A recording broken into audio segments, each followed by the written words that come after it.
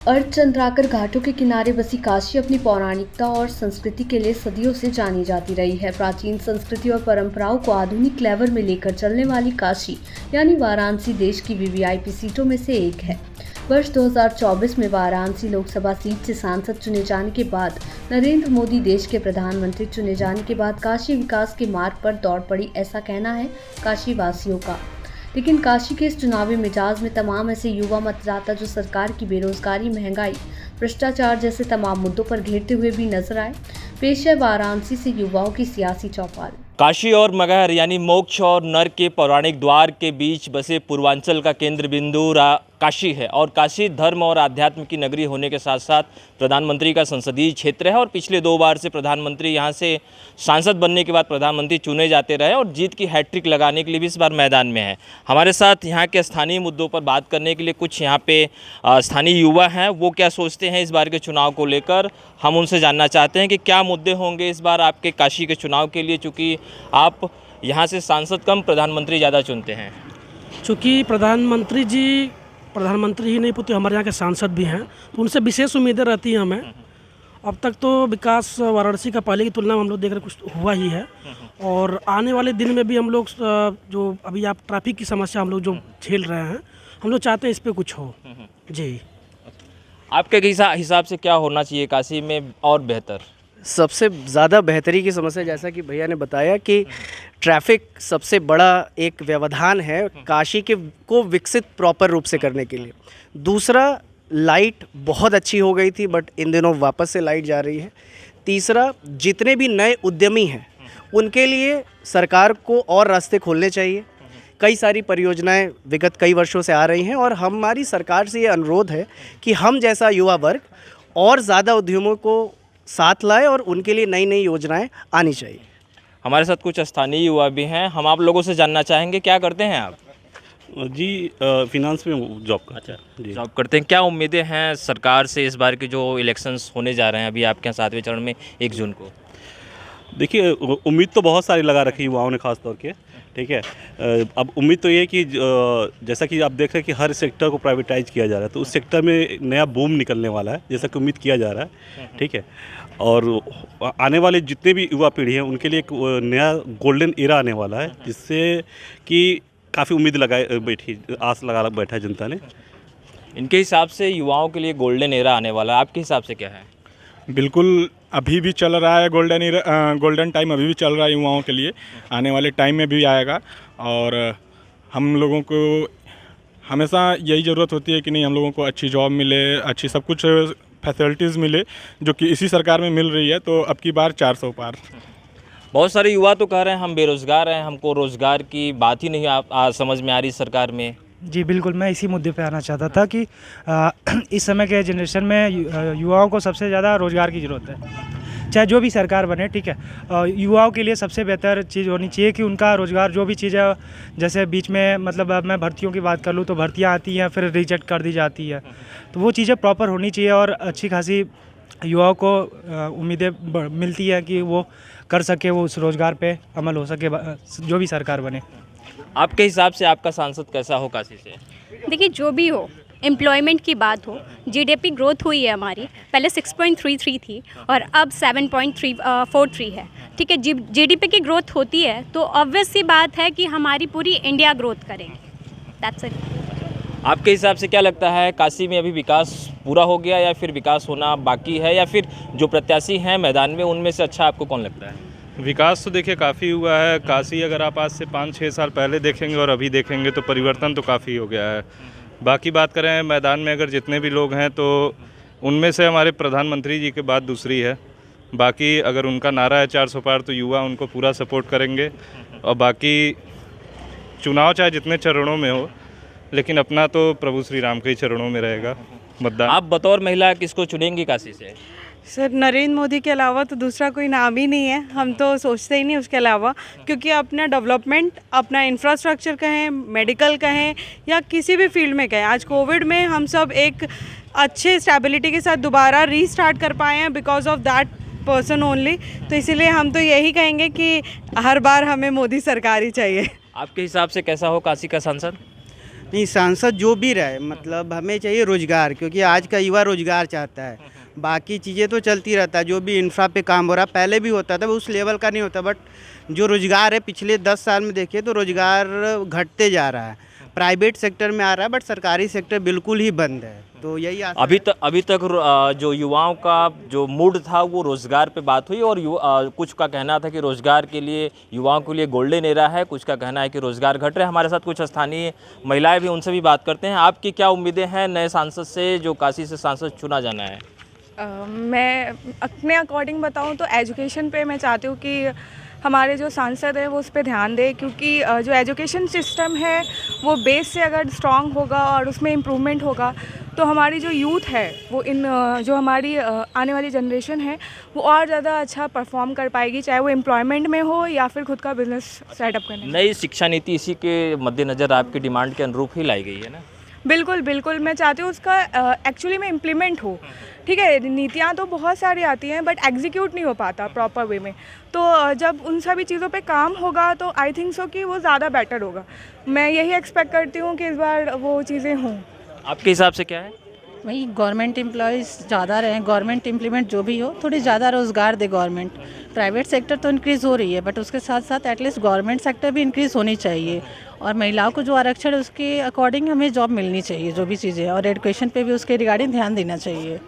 ये मिला जुला असर है। हमारे साथ कुछ अन्य लोग भी हैं, हम उनसे भी बात करना चाहते हैं कि आपके हिसाब से क्या होना चाहिए, कैसा सांसद हो, या फिर काशी की बात करते हैं, कितना कुछ बदलाव हुआ काशी में पिछले कुछ वर्षों के दौरान?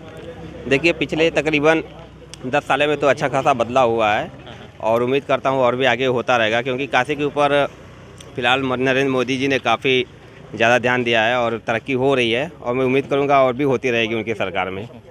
क्या नाम है आपका? शुभम मौर्य। क्या करते हैं शुभम? हाँ, मैं जॉब करता हूँ। अच्छा, कहाँ पे? PISM में। क्या कुछ लगता है आपके हिसाब से सरकार में कुछ बदलाव हुआ, या काशी के सांसद ने काशी को क्या कुछ दिया, आपके हिसाब से क्या लगा?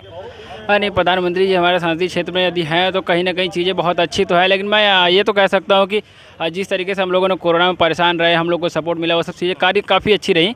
और मैं ये हर कोई जानता है, नो वन इज 100%, मैं ऐसा नहीं कह सकता कि ये सरकार बहुत अच्छी है, लेकिन हाँ, कहीं ना कहीं हम लोग कोरोना से जिस तरीके से वापस कवर किए हैं, जिस तरीके से बाकी देश की इकॉनमी बहुत नीचे गई, वो अभी भी कवर करने में बहुत परेशानियाँ फेसिंग कर रहे हैं, लेकिन हम लोग क्या यहाँ पे हैं कि हम लोग काफ़ी कवर कर चुके हैं। और सबसे बड़ी समस्या बस ये है कि थोड़ा सा युवाओं को रोज़गार नहीं मिल पा रहा है। बाकी इंफ्रास्ट्रक्चर है और बाकी विदेश नीति है, काफ़ी अच्छी रही इस सरकार में। मैं तो चाहूँगा बस थोड़ा सा युवाओं पर ध्यान दिया जाए, बाकी सारी चीज़ें अच्छी हैं। अच्छा, मोदी के अगेंस्ट जो लोग हैं वो कहते हैं कि हम रोज़गार भी ज़्यादा देंगे, बेरोज़गारी भत्ता भी देंगे, जो 5 लाख का इलाज है वो 20 लाख भी करेंगे, तो इन मुद्दों को कैसे देखते हैं?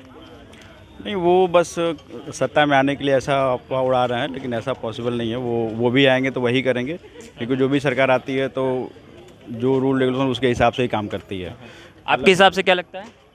देखिए, ऐसा कुछ नहीं हो सकता है। बोलने वाले तो बोलते हैं कि एक झटके में गरीबी ख़त्म हो जाएगी, लेकिन ऐसा कुछ नहीं होता है। उसके लिए एक स्टेप बाय स्टेप काम करना पड़ता है ग्रास लेवल से, तब जाके गरीबी और युवाओं को रोज़गार वगैरह सब मिलता है। ऐसा नहीं कि एक झटके में सारी चीज़ें हो जाए।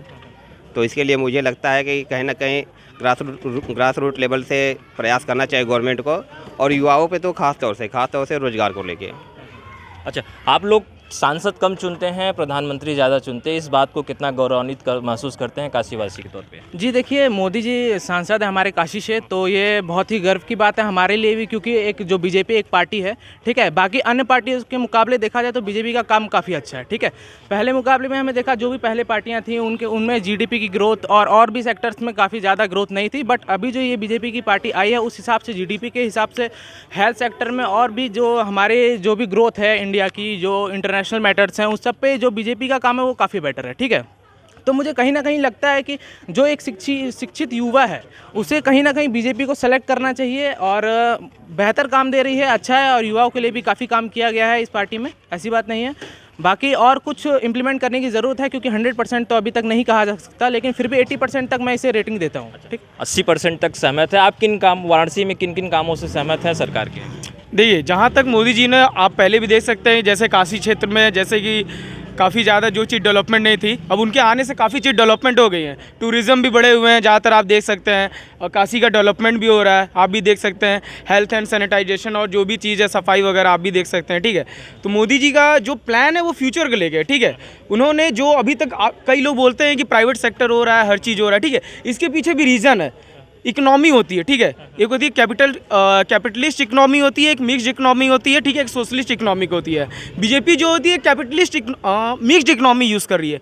मिक्स्ड इकोनॉमी में क्या होता है कि आप प्राइवेट सेक्टर हो सकता है, ठीक है, लेकिन प्राइवेट सेक्टर का मेन एम क्या होता है? प्रॉफिट अर्निंग होता है। अगर प्रॉफिट अर्निंग हर चीज़ से होगा तो जाहिर सी बात है कि कंट्री का इकोनॉमी डेवलपमेंट होगा, ठीक है, इंफ्रास्ट्रक्चर डेवलपमेंट होगा, तो ऑल ओवर डेवलपमेंट होगा। तो इसकी वजह से इन फ्यूचर में हमारा जो कंट्री है वो डेवलप्ड कंट्री बनेगा। आपकी बात से तो हम पूरी तरह सहमत हैं, लेकिन 500 रुपये वाले आदमी का क्या होगा? वो आम इस महंगाई में कैसे वो अपने आप को सर्वाइवल बना सकता है? बिल्कुल, सर्वाइवल के लिए देखिए, जो अभी हमारे फ़िलहाल में तो जो और चीज़ जो मोदी के द्वारा जो योजनाएं निकाली गई हैं, ठीक है, जिसकी वजह से वो धीरे धीरे नॉलेजेबल होंगे तो उनका वो यूज़ कर सकते हैं। और अभी जो फ़िलहाल में जो मोदी गवर्नमेंट आएगी उसको लेकर भी उनके लिए कुछ सोचा गया है, जिसकी वजह से और बेहतर हो सकेगा उनके लिए। आज भी 60%, करीब 55 से 60% लोग गांव में रहते हैं। उनका जो एवरेज अगर हम आय देखें तो लगभग 8 से 10 हज़ार या 12 हज़ार रुपये महीने होते हैं। जिस हिसाब से भाई साहब बता रहे थे, वो कैसे संभव है आज के समय में? हाँ बिल्कुल, मैं कह सकता हूँ। देखिए, जैसा कि लोग कह रहे हैं कि महंगाई बढ़ी है, तो मैं ऐसा नहीं कह सकता कि जैसे पहले लोग बोलते हैं कि 400 रुपये का गैस 1000 रुपये हो गया। तो आज के 10 साल पहले जिनका ज़मीन 20 लाख का था, आज उनको करोड़ों रुपए चाहिए। तो भाई यदि आपकी ज़मीन है, आपको करोड़ चाहिए, तो फिर 400 का सिलेंडर 1000 का कैसे नहीं हो सकता है? बिल्कुल हो सकता है। और लोग बोलते हैं जैसा कि मैं 500 रुपये इनकम है तो मैं क्या करूँगा, तो मैं ऐसा नहीं कहूँगा कि ये पूरी गलती सरकार की है।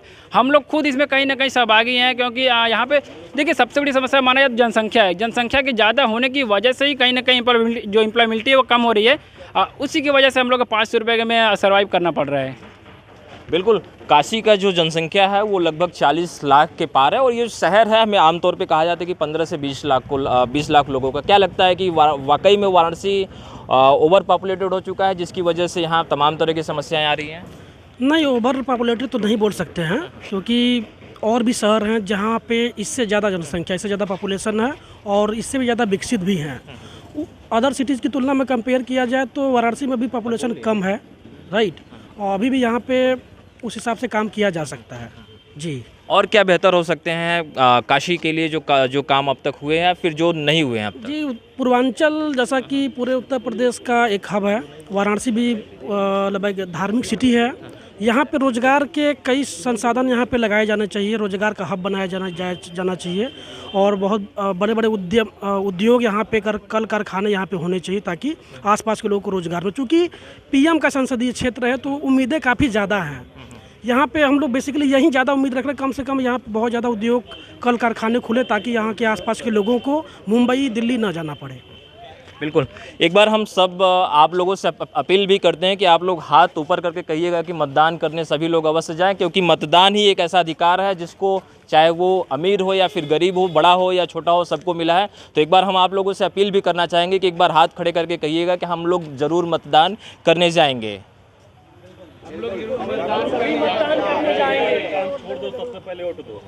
बिल्कुल, ये वाराणसी के स्थानीय युवा हैं, जिनका जो कहना था लोकसभा चुनाव को लेकर वो मिला जुला रहा। यानी कुछ के हिसाब से रोज़गार की बहार है, कुछ के हिसाब से रोज़गार के साथ साथ जो मूलभूत सुविधाएं हैं उन सुविधाओं की अभी भी दरकरार है, ताकि उनके पास जो सुविधाएं हैं सरकार की तरफ से वो पूरे उनके घर तक पहुंच पाए। फिलहाल सारा समय के लिए वाराणसी से अभिषेक।